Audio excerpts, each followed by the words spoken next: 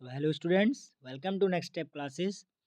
तो आज की वीडियो में हम फिर से कॉन्सेप्ट थ्रू क्वेश्चन वाली सीरीज़ को ही आगे बढ़ा रहे हैं। इसका कॉन्सेप्ट मतलब इसका जो मैं बोलना चाह रहा हूँ उसमें क्लियरली बस यही है कि हम क्वेश्चंस देखेंगे और क्वेश्चन के हिसाब से हम उस कॉन्सेप्ट को समझेंगे कि उस क्वेश्चन में क्या चीज़ दिया हुआ है। जैसे क्या होता है, बच्चों की परेशानियाँ होती हैं कि वो कॉन्सेप्ट तो सीख जाते हैं कि हाँ यार ये फार्मूला है, ये इसमें थियरी है, ये ऐसे ऐसे लग रहा है, लेकिन जब क्वेश्चन उनके सामने आता है तो वो उसको अप्लाई नहीं कर पाते हैं। तो हम ये फोबिया हटाएंगे, ये डर हटाएंगे। पहले क्वेश्चन को हम समझेंगे और उस क्वेश्चन में कौन सा कॉन्सेप्ट पूछ रहा है उसको रिलेट करके आपको बताएंगे। यहाँ मैं कुछ केस बेस स्टडी को ही लेके सिखा रहा हूँ, क्योंकि केस बेस स्टडी में पूरा एक टॉपिक को कहें या एक पूरे कॉन्सेप्ट को वो कवर कर लेता है। तो ये बहुत ही अच्छा तरीका है।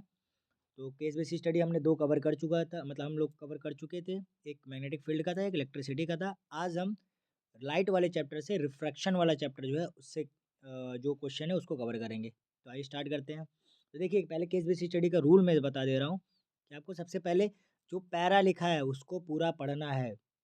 अगर आपको बहुत अच्छे से कॉन्सेप्ट आता है, जैसे कि एक दो पॉइंट देखते हैं आपको समझ जाए कि हाँ यार ये किसके बारे में बात किया है। जैसे मान लीजिए लिखा वी डायरेक्टली प्रोपोर्शनल टू आई, तो आप ये समझ जाएँ कि अरे यार इसमें तो ओम्स लॉ है, ओम्स लॉ की सारी चीज़ें आपके अगर दिमाग में आ गई तो आप सीधा क्वेश्चन अटेम्प्ट कीजिए। लेकिन अगर आपको कुछ भी इफ़ बट लग रहा है तो आप पैरा ज़रूर पढ़िए, या किसी क्वेश्चन में आपको डाउट आ रहा है आप पैराग्राफ ज़रूर पढ़िए, क्योंकि उसका सॉल्यूशन उसमें गिवन होगा, ये कंफर्म मैं कह रहा हूँ। तो पहले एक बार थॉरली रीडिंग कर लेते हैं। क्या करा, the reflection of light on going from one medium to another takes place according to दो लॉज, मतलब two laws which are known as a laws of reflection of light. Laws of refraction के दो मतलब sorry refraction of light के दो laws होते हैं। उन्हीं दो लॉ के बारे में यहाँ पे गिवन है, आपको भी पता है, हमको भी पता है। तो पहला लॉ क्या कहता है कि the ratio of sine of angle of incidence to the sine of angle of refraction is always constant for the pair of media in contact. मतलब अगर दो मीडिया अगर कांटेक्ट में रहेंगे तो जो रेशियो होगा sine of angle of incidence का sine of angle of refraction के साथ, वो हमेशा क्या होगा, कांस्टेंट होगा। ठीक। अब ये जो पेयर ऑफ मीडिया लिखा है, ये नीचे लिखा भी है कि कांस्टेंट क्या है। This concept constant is called refractive index of second medium with respect to the first medium. इसको कुछ हम लोग ऐसे लिखते हैं कि म्यू 1 2। अगर ऐसा लिखा है इसका मतलब है कि refractive index of second medium with respect to first medium. अब देखिए, refractive index is also defined as the ratio of speed of light in vacuum to the speed of light in medium. ये दूसरा formula है किसका, refractive index का। जो refractive index होता है वो सी बाई वी के बराबर होता है।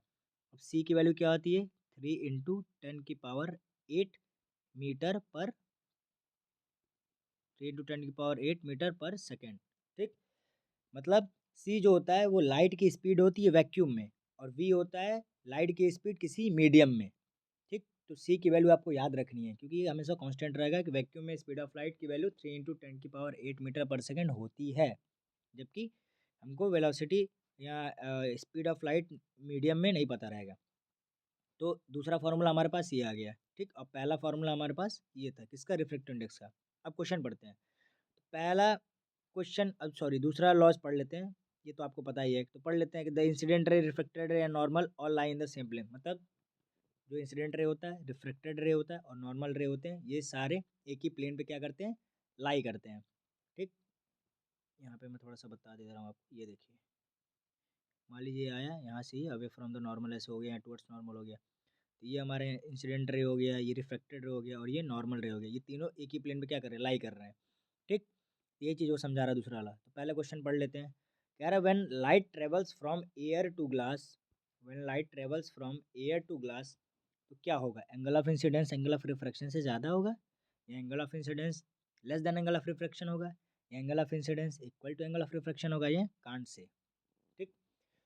तो देखिए, एयर क्या होता है, रेयरर मीडियम, और ग्लास क्या है, उसकी डेंसिटी ज़्यादा है तो क्या होगा, डेंसर मीडियम। तो आपको पता होगा कि जब रेयरर टू डेंसर जाते हैं, जब रेयरर टू डेंसर जाते हैं तो हम कहाँ जाते हैं, टूवर्ड्स, जब रेयरर टू डेंसर जाते हैं तो हम टूवर्ड्स नॉर्मल जाते हैं।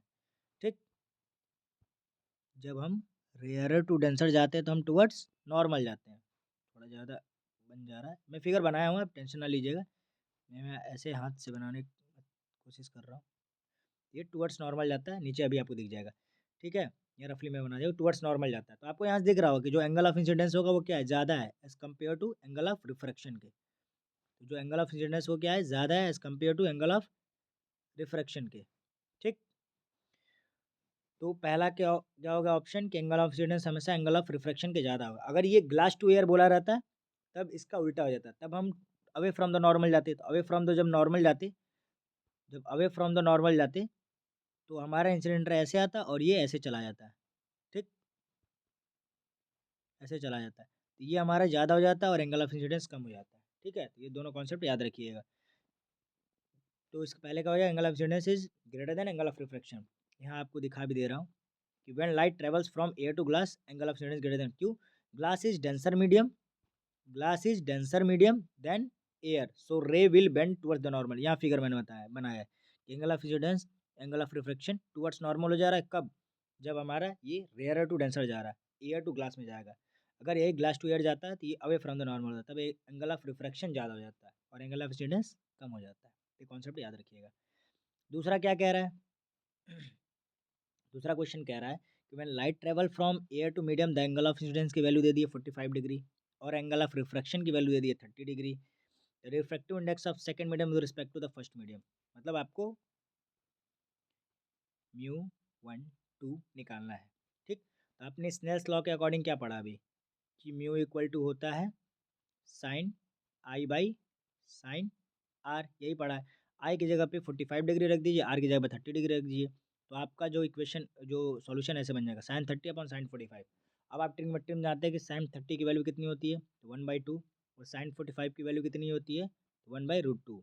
फिर इनको सॉल्व करेंगे तो आपकी वैल्यू आएगी 1.41। ठीक, तो ये वाला ऑप्शन आपका करेक्ट हो जाएगा। थर्ड क्वेश्चन क्या कह रहा है कि in which medium the speed of light is minimum. Simple सी बात है भाई, जो ज़्यादा डेंस होगा, जब ज़्यादा डेंस होगा तो उसकी स्पीड उसमें क्या हो जाएगी, कम हो जाएगी। सबसे ज़्यादा डेंसर में कौन होता है, तो डायमंड होता है। आपको पता है कि डायमंड की रिफ्रैक्टिव इंडेक्स ज़्यादा होती है। अब जिसकी रिफ्रैक्टिव इंडेक्स ज़्यादा होती है वो उतना डेंसर होता है, मतलब उसकी डेंसिटी उतनी ज़्यादा होती है, उसके पार्टिकल्स आपस में बहुत ज़्यादा क्लोजली पैक्ड है।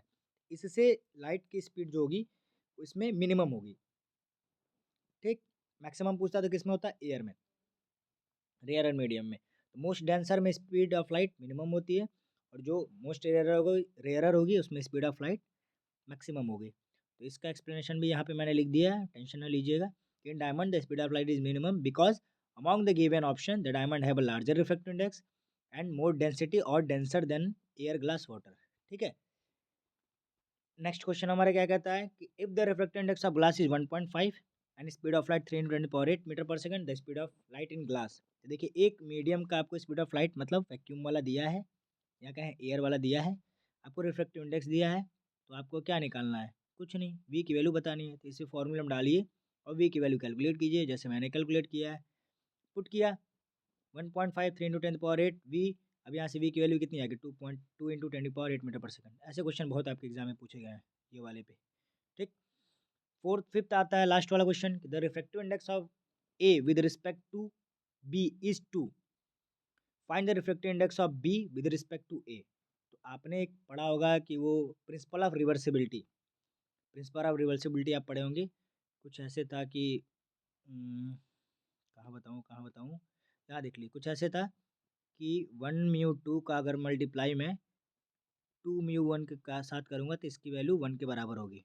मतलब अगर हमको एयर से ग्लास में रिफ्रैक्टिव इंडेक्स पता है और उसका मल्टीप्लाई अगर हम ग्लास टू एयर के रिफ्रैक्टिव इंडेक्स से करेंगे तो उसकी वैल्यू हमेशा 1 होगी। तो यहीं से निकल के आता था कि 1μ2 बराबर हो जाएगा, मतलब refractive index of second with respect to first, ये हो जाएगा 1/2μ1 ऐसे करके। ठीक, तो यही क्या प्रिंसिपल है रिवर्सिबिलिटी। मतलब अगर हमको एयर से ग्लास का रिफ्रैक्टिव इंडेक्स पता है और हमसे क्वेश्चन अगर पूछ रहा है कि ग्लास से एयर में बताओ, मतलब हमको अगर पता है कि एयर से ग्लास में, एयर टू ग्लास का हमको पता है कि 1 है और हमसे पूछ रहा है कि भाई तुम ग्लास टू एयर बताओ, ग्लास टू एयर बताओ, तो ये हो जाएगा 1/, इसको मान लेते 2 है, तो ये हो जाएगा 1/2।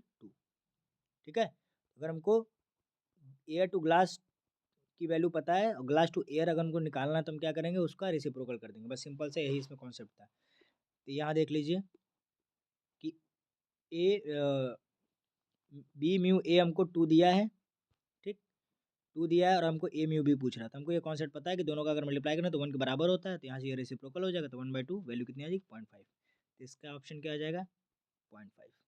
ठीक, तो होपफुली आपको ये कॉन्सेप्ट स्नेल्स लॉ का उसका यूज कैसे करेंगे, न्यूमेरिकल में कैसे यूज करेंगे, रिफ्रैक्टिव इंडेक्स के क्वेश्चंस कैसे लगाएंगे, क्या डेंसर मीडियम, रेयरर मीडियम, ये चीज़ें आपको इस एक क्वेश्चन से बहुत सारी कॉन्सेप्ट क्लियर हो गए होंगे और आपके न्यूमेरिकल गलत नहीं होंगे। अगर कभी भी स्नेल्स लॉ पे आ जाए या रिफ्रैक्टिव इंडेक्स पे आएगा तो इससे बाहर कुछ नहीं आएगा। और जो कॉन्सेप्ट मैंने यहाँ दिया है कि रिफ्रैक्टिव इंडेक्स ज़्यादा होता है तो वो डेंसर मीडियम में ज़्यादा होता है, उसकी मतलब डेंसर मीडियम ज़्यादा होगा तो उसकी स्पीड ऑफ लाइट उसमें कम हो जाएगी। अगर रिफ्रैक्टिव इंडेक्स जिसकी कम है वो उस रेयरर मीडियम में है या कम डेंसर मीडियम में है तो उसमें स्पीड ऑफ लाइट ज़्यादा हो जाएगी। और ये angle of incidence angle of refraction का कंपैरिजन कैसे करते हैं, तो ये आपके लिए बहुत ही हेल्पफुल वीडियो है और बहुत ही प्यारा कॉन्सेप्ट देखा जा रहा है। तो ऐसे अगर आप और सीरीज़ चाहते हैं तो मुझे कमेंट बॉक्स में फीडबैक दीजिए कि हाँ ये आपके लिए अच्छा है कि नहीं है, इससे आप संतुष्ट है कि नहीं है, या यही चीज़ को क्या आप बोर्ड पे व्हाइट बोर्ड पे चाहते हैं कि मैं ऐसे ही अपलोड करता रहूँ। ठीक है, अपना सजेशन ज़रूर दीजिएगा। Thank you so much.